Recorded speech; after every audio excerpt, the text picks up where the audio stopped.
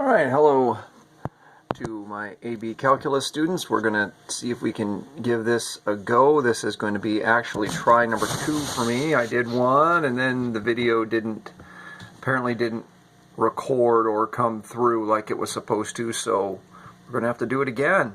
So this is the scoring video for questions 4 through 6 here of 2015. So this should be watched as you've finished your work here, and we will go it through and we will take a look at how to score your questions 4 through 6. All right, question 4. Question 4 is interesting because it is a differential equation problem, but it is not one like most students think where you have to solve the differential equation problem. It's not a separable differential equation. So we're going to do things with our differential equation, but we're not actually going to solve it to find out what our function f is. So going ahead for part A, we're supposed to sketch a slope field. So here is the slope field. You get 1 point if you have these 3 slopes correct on the y-axis. Key thing, this must be positive, this must be negative, this must be more negative. And 1 point for these 3 slopes here where x is equal to 1. This one must be 0, positive, and more positive. All right, part B. Part B asks you to take a second derivative in order to determine concavity. So you get 1 point if you do the second derivative correctly, which would either be this right here, or this right here. Either one of those would get you your second derivative point. And then for your second point, you must say it's concave up, and you must give as your reason, either because it's in quadrant 2, this second derivative is positive, or you could say because x is less than 0 and y is greater than 0, the second derivative is positive. But you must have one of these two things paired with the second derivative being positive as your reason. Okay, then for C. Part C, you have to consider the first derivative at the point 2, 3. So if you can see in your work that you did that, you get 1 point. Pretty soft point. You just have to consider that. You just have to know you need to look at the first derivative and know you have to look at it at the point 2, 3. And then if you do that correctly, you find out that first derivative is not 0. Therefore, it is not a critical point at 2, 3. Therefore, it has neither relative min nor relative max, since the first derivative is not 0. And then for part D, the first 2 points aren't too bad, but then after that it gets pretty challenging. So the first point, you have to have that the derivative of your tangent line equation here is m. So something that says that the derivative of the tangent line, the slope of the tangent line, is equal to m. And then something else saying the derivative of the function is equal to m, because m is the slope there of the tangent line, so that's going to equal the derivative of the function. So if you establish both of those in your work, you can get 2 points. Now the answer point, you actually have to plug in correctly, solve for the 2 unknowns, and find m is 2 and b is negative 2. That's a little more challenging, but if you did that, you get your 3rd point. All right, score that out of 9, and let's move on to number 5. Number 5 is a classic type of question. It's where we have a graph of the derivative of a function. We're going to be asked to draw conclusions from that. So first thing to notice, it is a closed interval going from -3 to 4, and it is a continuous function. It is a twice differentiable, so this f prime does have a derivative. And it does tell us we have horizontal tangents at -1, 1, and 3, which means that the second derivative of f, or the first derivative of this given function here, is 0 at those points. So we can take all of those into consideration. So first, for part A, find all coordinates at which f has a relative maximum. So it could have a relative maximum either at an endpoint or at a critical point where the derivative of f, which is the graph here, goes from positive to negative. Well, we see there's one place here where the graph goes from positive to negative. That's a -2.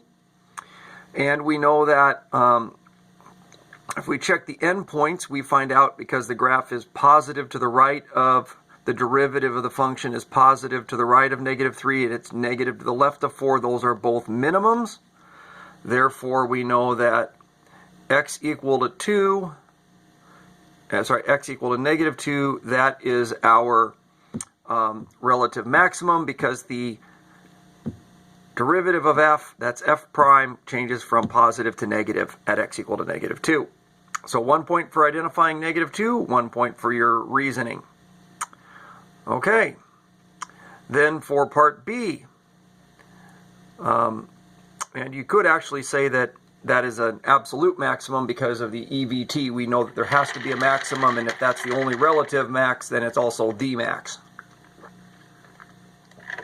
All right, so for part B, we want to know where it is concave down and decreasing. So it is concave down where the derivative of f, where f double prime is negative. That would be where f prime is decreasing. And it is decreasing where f prime is negative.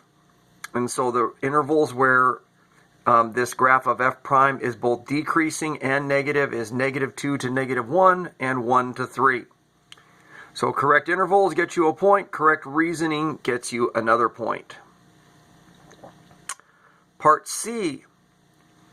Well, for an inflection point, there's going to be 3 of them. For an inflection point, what you have to have here is f prime must change sign. So that means that our graph here, so for, I should say, the f double prime, the second derivative, must change sign. So that means that this graph here of f prime must change from positive to negative or negative to positive. In other words, this has to, the slope of this has to change from positive, negative, or negative, positive, which means this graph must change from increasing to decreasing, or decreasing to increasing.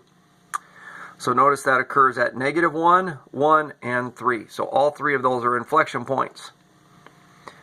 And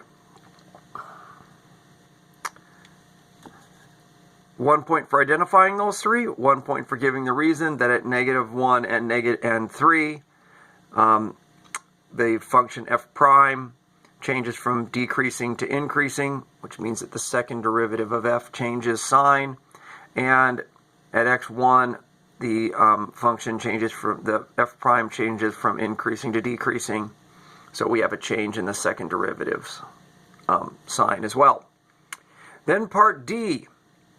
So this first line here actually gets you the first 2 points.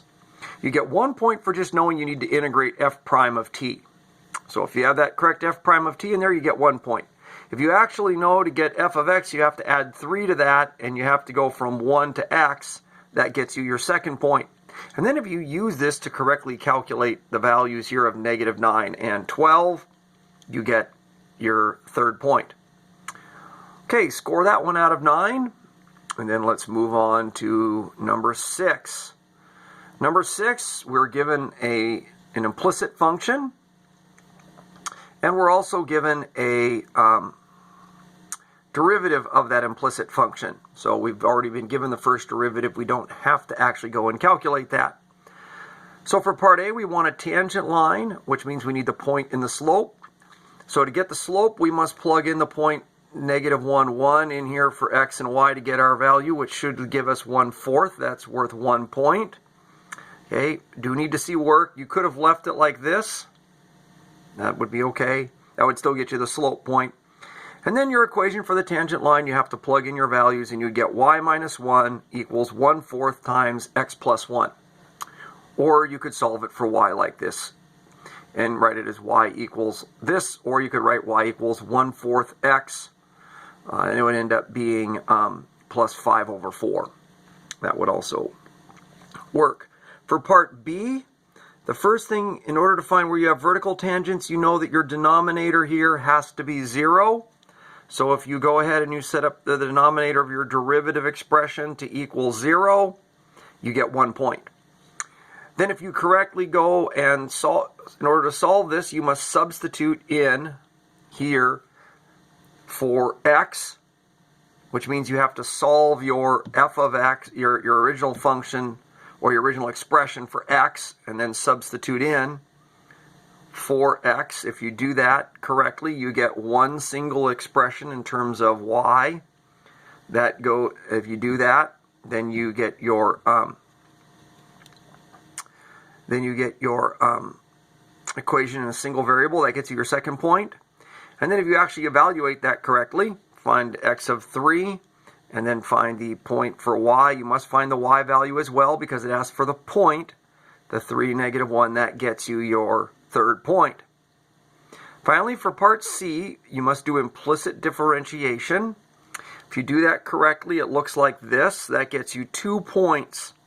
If you forget a dy dx on one of these, you can still get one of these 2 points, but if you to get both of them, you must have dy dx on both of them. If you have no dy dx factors, you get nothing of those two. Then if you substitute in for dy dx, then you get your you get another point. So that means that you actually, and in this case, you don't have to, you're putting in the 1/4 there, because we don't have to go and actually put in the expression, because we know that at this particular value it's 1/4. So if you put that 1/4 in there for the dy dx's, you get another point. And then if you correctly evaluate and get your answer of 1/32, you get your final point. You could leave it like this. That's actually full credit.